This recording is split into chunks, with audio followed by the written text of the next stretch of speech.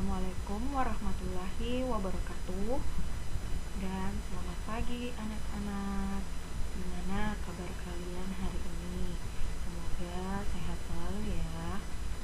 Oke, pada pertemuan pertama kita kali ini kita akan membahas tentang persamaan dan pertidaksamaan linear satu variabel yang memuat nilai mutlak.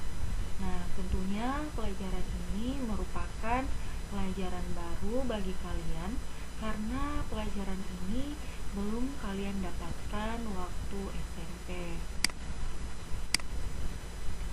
Nah, adapun kompetensi dasar yang akan kita capai, yang pertama, menginterpretasi persamaan dan pertidaksamaan nilai mutlak dari bentuk linear satu variabel dengan persamaan dan pertidaksamaan linear aljabar lainnya. Yang kedua, menyelesaikan masalah yang berkaitan persamaan dan pertidaksamaan nilai mutlak dari bentuk linear satu variabel. Adapun indikator pencapaian kompetensi, yang pertama, menjelaskan konsep nilai mutlak. Yang kedua, menentukan nilai mutlak dari suatu bilangan real. Yang ketiga, memecahkan masalah kontekstual yang berkaitan dengan nilai mutlak.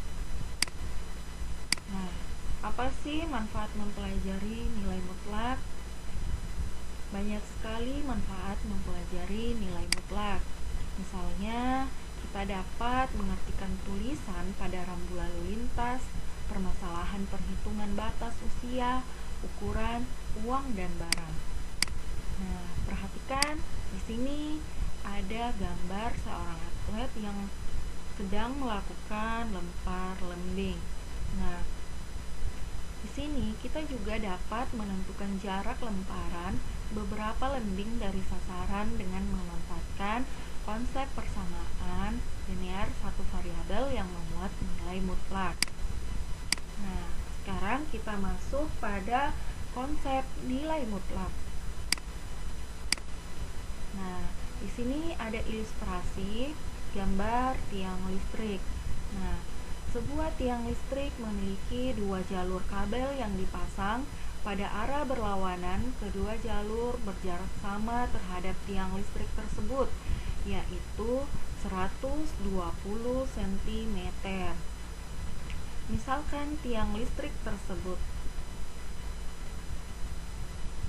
adalah titik 0, nyatakanlah posisi kedua jalur tersebut sebagai bilangan bulat. Nah, di sini ada penyelesaiannya. Yang pertama, jalur pertama terletak 120 cm di sebelah kiri tiang listrik, maka dapat dinyatakan sebagai bilangan negatif 120. Kenapa negatif 120? Karena dia jalurnya ke arah kiri. Waktu SMP kita sudah pernah belajar tentang garis bilangan. Dia akan bernilai negatif apabila dia ke kiri. Nah, yang kedua, jalur kedua terletak 120 cm di sebelah kanan tiang listrik, maka dapat dinyatakan sebagai bilangan positif 120. Nah, sekarang perhatikan posisi kedua jalur yang dinyatakan oleh bilangan bulat negatif 120 dan 120. Misalkan jalur dinyatakan oleh suatu bilangan X, maka posisi masing-masing jalur adalah negatif X dan X. Nah, di sini juga terlihat bahwa jarak negatif X ke 0 dan jarak X ke 0 itu sama, yakni sebesar X. Nah, bilangan X inilah yang disebut sebagai nilai mutlak. Nah, sekarang kita perhatikan garis bilangan berikut. Di sini ada jarak angka 0, ke angka 5, atau jarak angka 5 dari titik 0 adalah 5 satuan. Kita hitung 1, 2, 3, 4, 5. Jarak angka negatif 5 terhadap 0 juga 5 satuan. 1, 2, 3, 4, 5. Jadi keduanya sama-sama melangkah 5 satuan. Jadi jaraknya selalu bernilai positif. Nah, kesimpulannya, nilai mutlak suatu bilangan dapat diartikan sebagai jarak antara bilangan tersebut dari titik 0. Dengan demikian, jarak selalu bernilai positif. Nilai mutlak sendiri dilambangkan dengan garis di tepi kanan dan kiri suatu bilangan atau bentuk aljabar. Nah, di sini ada mutlak X. Simbol di kiri kanan X inilah yang dimaksud dengan simbol nilai mutlak. Contoh, di sini ada mutlak negatif 6 sama dengan 6. Mutlak 10 sama dengan 10. Mutlak negatif 150 sama dengan 150. Mutlak 2000 sama dengan 2000. Nah, di sini juga sangat terlihat jelas kalau semua nilai mutlak ini akan bernilai positif. Nah, sekarang kita masuk di definisi nilai mutlak. Nilai mutlak dari sebuah bilangan real X didefinisikan sebagai berikut. Mutlak X sama dengan X jika X lebih besar atau sama dengan 0. Mutlak X sama dengan negatif X jika X lebih kecil dari 0.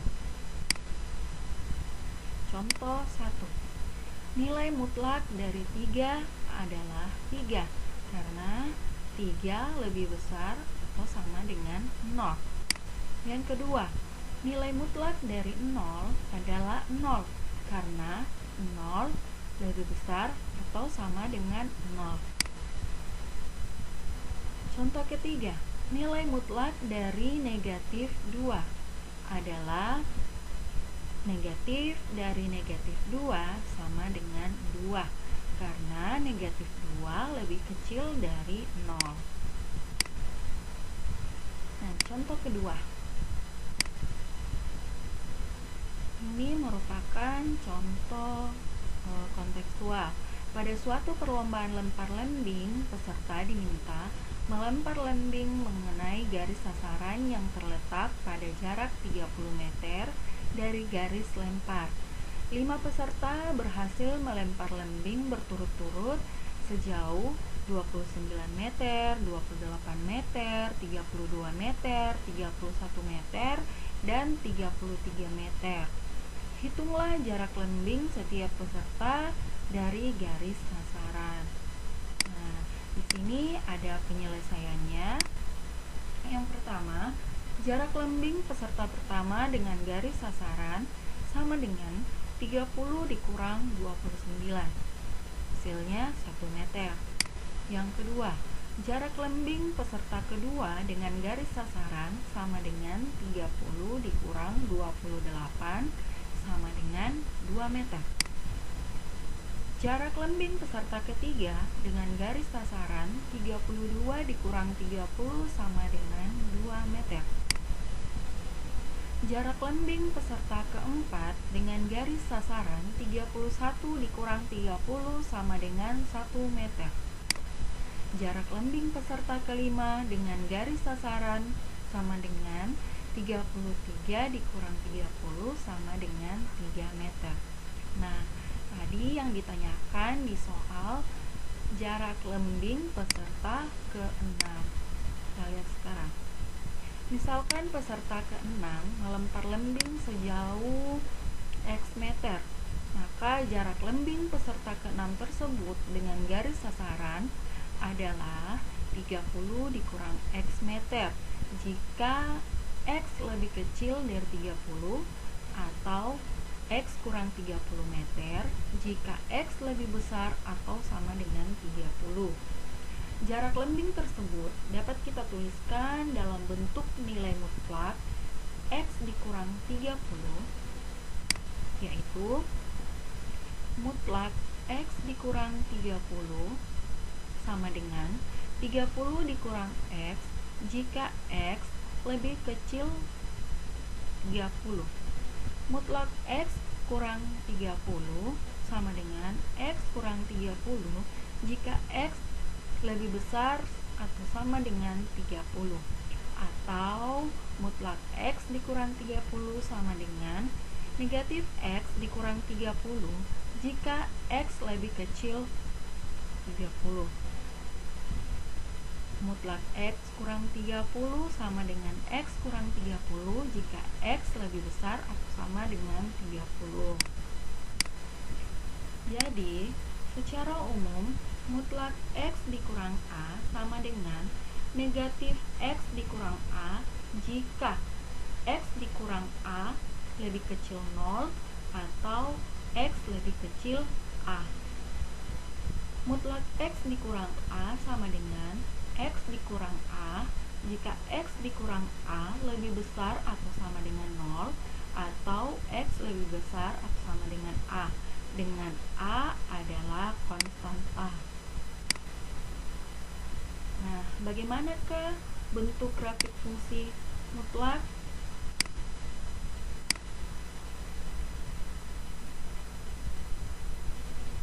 Untuk menentukan grafik fungsi nilai mutlak,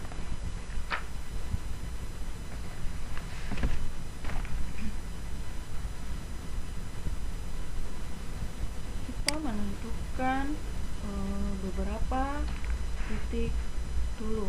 Nah, misalnya akan dibuat grafik fx sama dengan mutlak x tambah 2. Nilai fx untuk beberapa titik dapat dinyatakan seperti tabel berikut.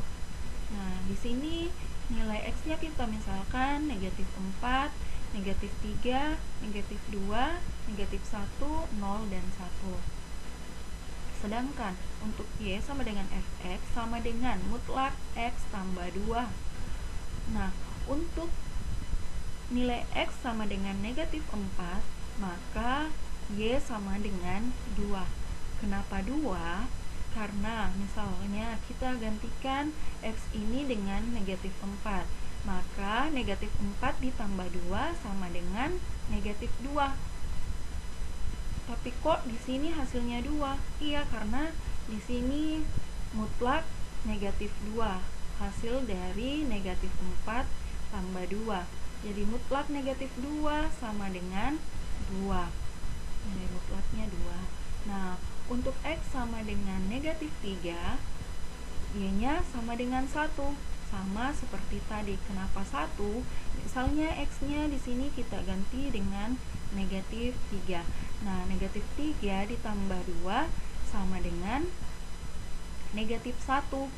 Nah, untuk nilai mutlak negatif 1 itu sama dengan 1. Nah, di sini ada x sama dengan negatif 2, maka y-nya 0. X sama dengan negatif 1, maka y-nya 1. X sama dengan 0, maka y-nya sama dengan 2. X sama dengan 1, maka y-nya sama dengan 3. Nah, di sini kita dapat melihat bentuk grafik dari titik-titik yang kita dapatkan tadi.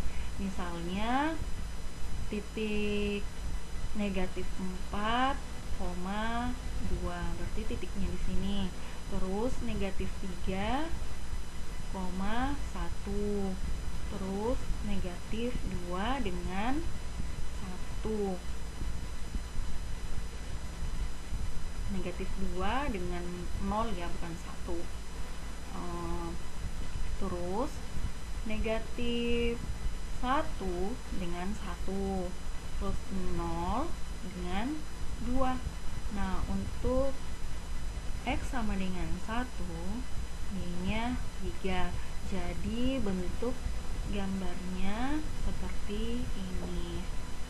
Nah, demikianlah untuk materi pertemuan kita kali ini.